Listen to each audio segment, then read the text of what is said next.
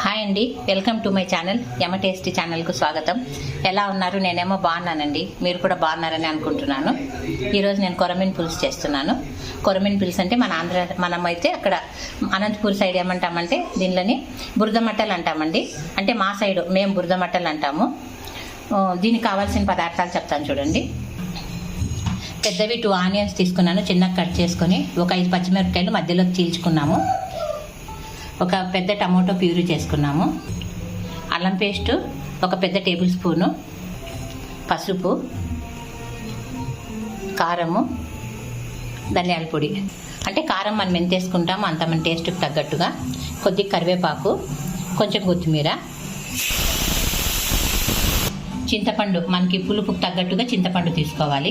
అంతా అది మీకు బాగా పిసుక్కొని దాని నుంచి వచ్చేది గ్రేవీ అంతా తీసేసుకోవాలి పక్కనకి. అన్నీ తయారు చేసుకొని పెట్టుకున్న తర్వాత ఒక బౌల్ పెట్టాలా. స్టవ్ ఆన్ చేసి దాంట్లోకి తగినంత ఆయిల్ వేసుకోవాలి. ఆయిల్ హీట్ ఎక్కిన తర్వాత కొద్దిగా ఆవాలు, కొద్దిగా జీలకర్ర వేసుకోవాలా. ఆనియన్స్, పచ్చిమిరపకాయలు, 2 పచ్చిమిరపకాయలు దించేస్తున్నానండి. ఆనియన్ ఎర్ర కావాలంటే దీంట్లోకి మనం తగినంత సాల్ట్ వేసుకోవాలా. అంటే ఫస్ట్లో నేను సాల్ట్ చూపించలేదు, ఇప్పుడు వేస్తున్నాను దాంట్లోకి. ఆనియన్స్ బాగా బ్రౌన్ కలర్ వరకు వేయాలి చూడండి. అంటే మళ్ళీ మాడిపోయినా కూడా బాగుండదు కదా, అందుకనేసి ఈ వరకు వచ్చాయి. దీంట్లోకి అల్లం తెల్లవాయి పేస్ట్ వేసుకుంటాను.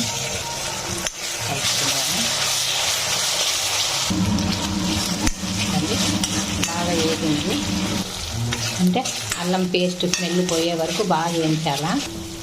పసుపు పొడి,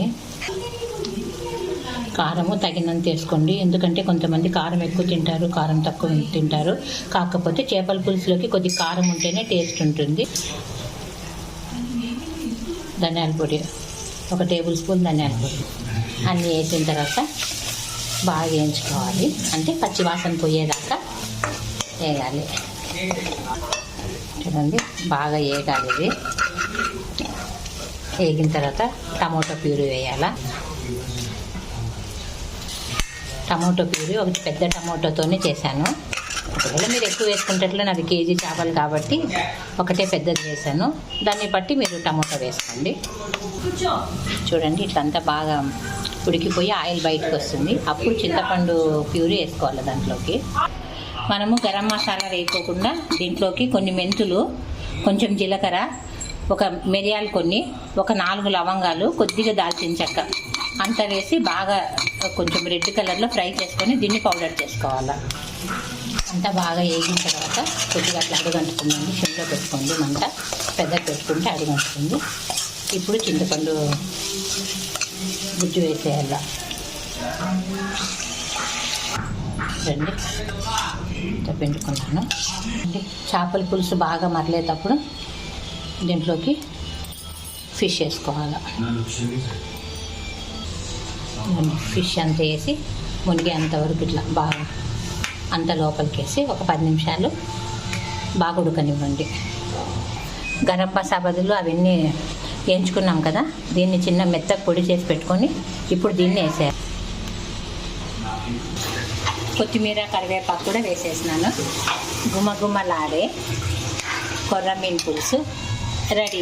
ఎలా ఉందో మీరు చేసుకొని తిని చూసి ఎలా ఉందో నా కామెంట్ సెక్షన్లో కామెంట్ చేయండి. నా ఛానల్ లైక్ చేయండి, షేర్ చేయండి, సబ్స్క్రైబ్ చేయండి.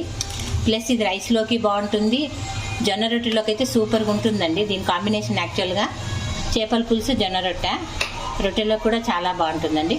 Okay, bye.